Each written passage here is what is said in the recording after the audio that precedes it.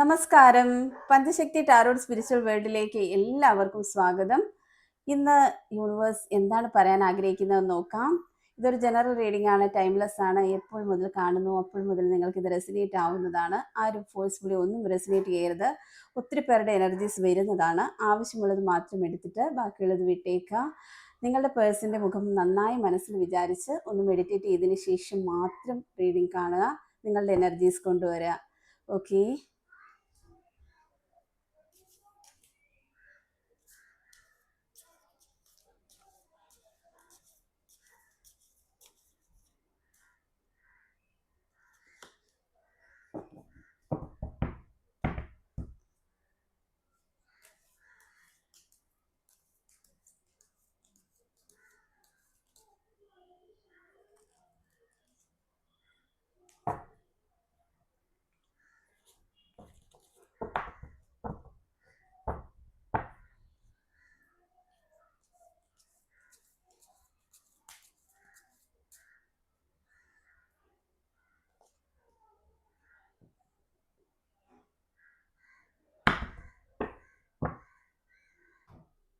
നമുക്കിന്ന് യൂണിവേഴ്സ് തന്നിരിക്കുന്ന സന്ദേശങ്ങൾ ഇതൊക്കെയാണ്.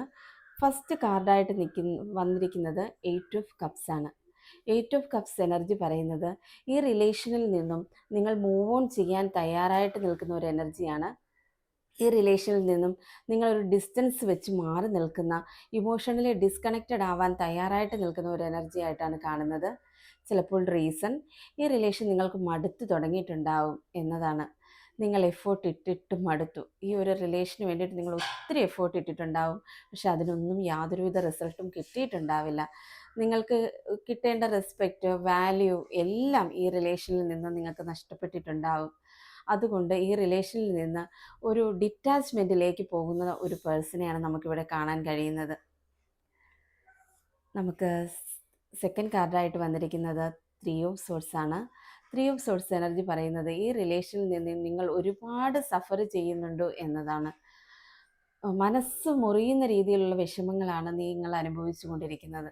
നിങ്ങൾ തമ്മിലിപ്പോൾ ഒരു സെപ്പറേഷൻ പീരീഡിലാണെങ്കിൽ ഹൃദയം പൊട്ടിക്കരയുന്ന അവസ്ഥയിലാണ് നിങ്ങളുള്ളതെന്ന് കാണിക്കുന്നു. മറ്റൊരു കാര്യങ്ങളിലും നിങ്ങൾക്ക് ഫോക്കസ് ചെയ്യാൻ കഴിയുന്നില്ല. ഇമോഷണലി ഡൗൺ ആയി ടോട്ടലി തകർന്നു നിൽക്കുന്ന ഒരു പേഴ്സണെയാണ് നമുക്ക് ഈ കാർഡിലൂടെ കാണാൻ കഴിയുന്നത്. നിങ്ങളുടെ ടൈമും എഫേർട്ടും ഇമോഷൻസും എല്ലാം നിങ്ങൾ ഈ ഒരു റിലേഷന് വേണ്ടി കൊടുത്തിട്ടുണ്ടാവും. നിങ്ങളുടെ ജീവിതം തന്നെ അവരിലാണ് എന്ന പേരിലാണ് നിങ്ങൾ തുടർന്ന് ഇത്ര വരെ പോയിട്ടുണ്ടാവുക. പക്ഷെ അതൊന്നും തിരിച്ചു കിട്ടാതായ അത്രയും മനസ്സ് കീറിയ വേദനയിലാണ് നിങ്ങളിരിക്കുന്നത്. അത്രയും ഡെപ്തായിട്ടുള്ള റിലേഷനിലാണ് നിങ്ങൾ എന്നാണ് കാണിക്കുന്നത്.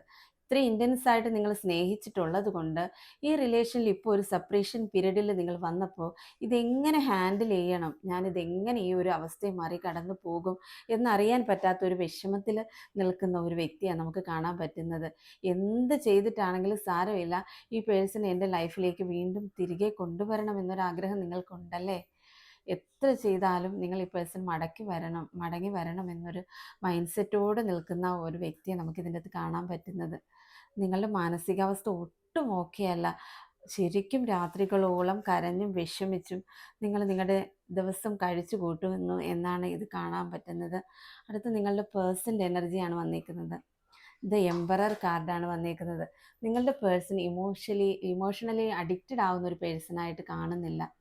അങ്ങനെ ഒരു വ്യക്തിയല്ല നിങ്ങളുടെ പേഴ്സൺ. ഇമോഷണലി അറ്റാച്ച്ഡ് ആവാനായിട്ട് ആരോടാണെങ്കിലും ഒരു വ്യക്തിയോട് ഇമോഷണലി കുറച്ച് അറ്റാച്ച്ഡ് ആവാനായിട്ട് കുറേ സമയം വേണ്ടി വരുന്ന ഒരു പേഴ്സണായിട്ടാണ് കാണുന്നത്. കൂടുതൽ ഈഗോയിസ്റ്റ് ആയിട്ട് നിൽക്കുന്ന ഒരു പേഴ്സണാണ്. മെറ്റീരിയലൈസ്ഡ് ആയിട്ട് നിൽക്കുന്ന ഒരു പേഴ്സണാണ്. അവരുടെ ഗ്രോത്തിൽ മാത്രമായിരിക്കും അവർ കൂടുതൽ ഫോക്കസ് ചെയ്യുന്നത്. സെൽഫിഷ് ആയിട്ടുള്ള കാര്യങ്ങൾക്ക് മാത്രം മുൻതൂക്കം കൊടുക്കുന്ന ഒരു വ്യക്തിയായിട്ടാണ് കാണാൻ കഴിയുന്നത്.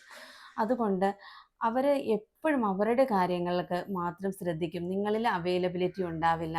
നിങ്ങളുടെ റിലേഷനിൽ കോൺട്രിബ്യൂഷൻ ഉണ്ടാവില്ല. നിങ്ങളുടെ ഈ ഒരു സിറ്റുവേഷൻ അവരായിട്ട് തന്നെ വരുത്തിയതാണ് എന്നാണ് കാണാൻ പറ്റുന്നത്. ഒരുപാട് സമയം ഈ റിലേഷന് വേണ്ടി, ഒരുപാട് സമയം വേണ്ട, ഒരു ദിവസത്തിൽ നമുക്ക് സ്നേഹിക്കുന്നവർക്ക് വേണ്ടി കുറച്ച് സമയം സ്പെൻഡ് ചെയ്യാനായിട്ട് ഉള്ള ടൈം പോലും ഈ പേഴ്സൺ കാണിക്കുന്നില്ല. ഈ റിലേഷന് വേണ്ടിയിട്ട് യാതൊരുവിധ എഫേർട്ട് വിടുന്ന ഒരു പേഴ്സണായിട്ട് കാണുന്നില്ല. അങ്ങനൊരു ക്യാരക്ടർ അല്ല. അവർ കൂടുതൽ അവരെ തന്നെയാണ് ഞാൻ സ്നേഹിക്കുന്നത്. ഇങ്ങനെ ഒരു പേഴ്സൺ ആകുമ്പം അത് നിങ്ങളത് മനസ്സിലാക്കണം. നിങ്ങൾ നിങ്ങളിലേക്ക് തന്നെയാണ് ഫോക്കസ് ചെയ്യേണ്ടത്. നമ്മൾക്ക് വേണ്ടിയിട്ടുള്ള നല്ലൊരു ലൈഫ് അത് ജനറേറ്റ് ചെയ്തെടുക്കുന്നത് നമ്മൾ തന്നെയാണ്. ആ ഒരു ലൈഫിലേക്ക് നമ്മൾ തന്നെ ഫോക്കസ് ചെയ്യണം.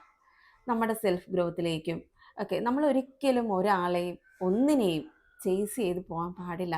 നമ്മൾ ചേസ് ചെയ്താൽ എന്തൊരു സാധനമാണെങ്കിലും അത് നമ്മളിൽ നിന്ന് അകന്നു പോവുകയുള്ളൂ. എന്ത് ഒരു കാര്യം നമ്മളൊന്ന് മുറുകെ ടൈറ്റായിട്ട് പിടിച്ചാൽ അത് നമ്മളിൽ നിന്ന് ലൂസായി പോവല്ലേ ഉള്ളൂ.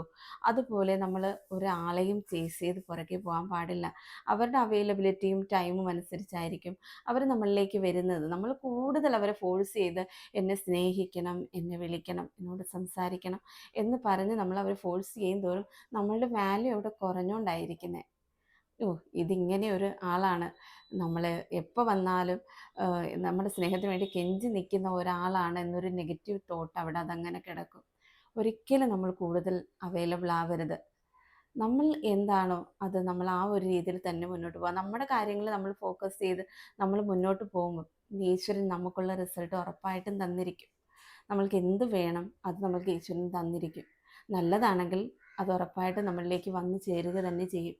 അതുകൊണ്ട് യാതൊരു കാരണവശാലും വിഷമിക്കേണ്ട. ഒത്തിരി പ്രയാസം അനുഭവിക്കുന്നതായിട്ട് കാണുന്നുണ്ട്. അങ്ങനെയൊന്നും പ്രയാസം അനുഭവിക്കേണ്ട. നല്ലതാണെന്നുണ്ടെങ്കിൽ യൂണിവേഴ്സ് നമുക്ക് എത്തിച്ചു തരിക തന്നെ ചെയ്യും. അതുപോലെ പറഞ്ഞില്ലേ, ഇമോഷണലി അറ്റാച്ച്ഡ് ആവാൻ നിങ്ങളുടെ പേഴ്സൺ കുറച്ച് സമയം എടുക്കുമെന്ന്.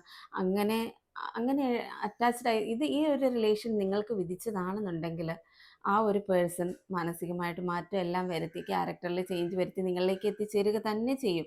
നിങ്ങൾ അങ്ങോട്ട് പോവേണ്ട കാര്യമില്ല കേട്ടോ. Okay, thank you.